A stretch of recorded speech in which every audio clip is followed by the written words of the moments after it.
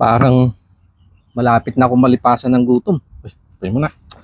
Thank you Lord sa biyayang nasa aming harapan. Basbasan po ito. Pamabigyan na lakas sa pangatawan in Jesus name. Amen.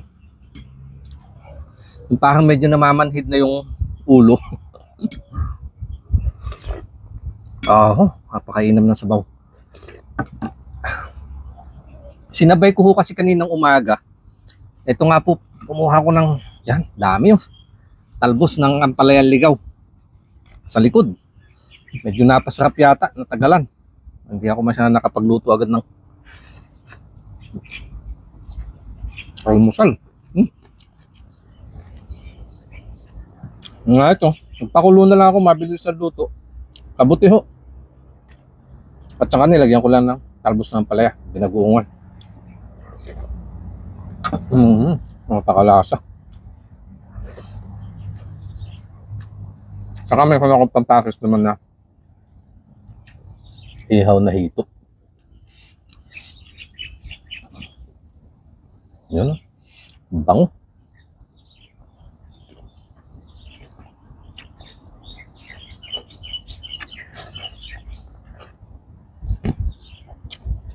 Ito kasi tinatambayan ko.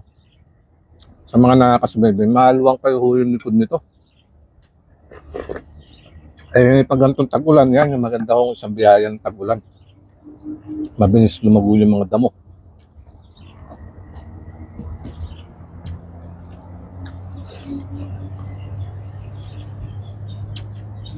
At isa na nga po dyan yung itong ampalayan ligaw.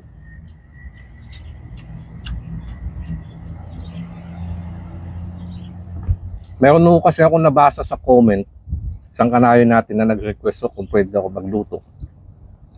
Isang pagkain bukid, talagang siguradong pagkain bukid yun. Dahil sa bukid mo lang talaga matitikman.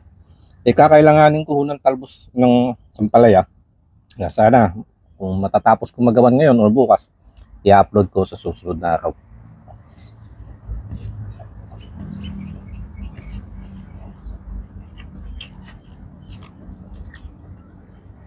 Kaya kumuha ako ng talbos.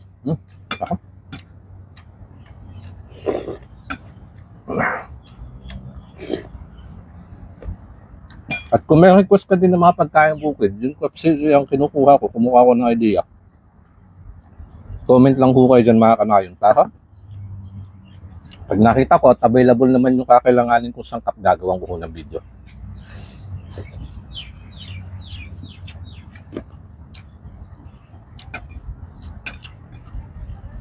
Sa ito nga po pala, hindi ho ako nagpo-promote na sugal sa kanayon.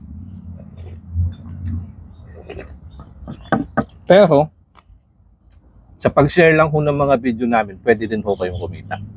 Hindi ko ho pinapakita yon, ibig sabihin, hindi ko na pinapublic. Pero madami na ho kami naabutan. Pag nakita ko masipag mag-share, message ko personally.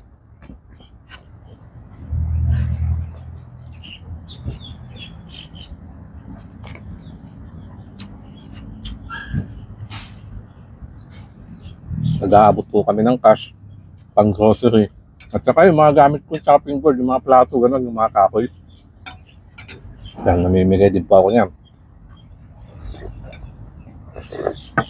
Kaya baka isa ka din, share lang.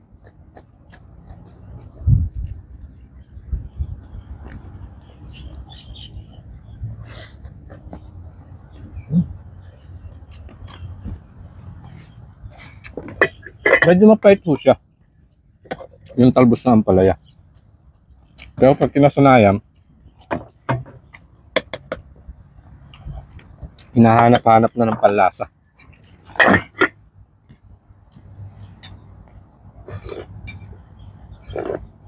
Ang sarap ng sabaw niya kasi yung kabuti talaga. Meron siya sariling sangkap na kaya nitong pasarapin yung sarili ng sabaw.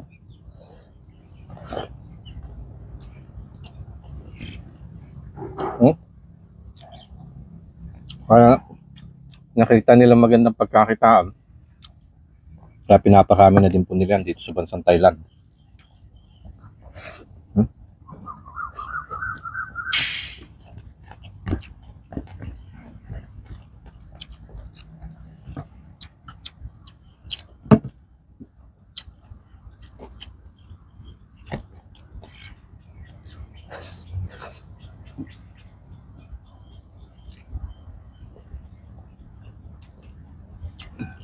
Ano naman ang hito? Sarap din itong pansahog sa mga gulay-gulay. Bulang lang yan. Dining-ding. Yun nga lang, medyo yung iba kung makakanain natin, hindi masyado sa lasa ng hito. Pero okay lang naman. Sa akin ho kasi, laking bukid, kaya yan yung mga tumatak sa aking mga panlasa.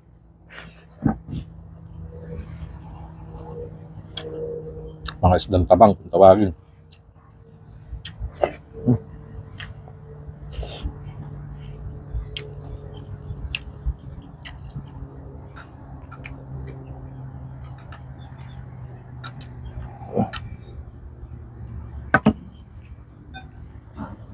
Medyo mukhang mahaba na ho yata yung video mga kanayo.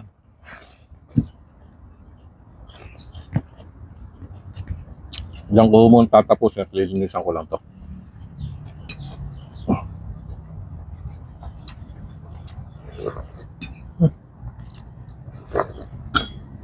Ayun, sarap.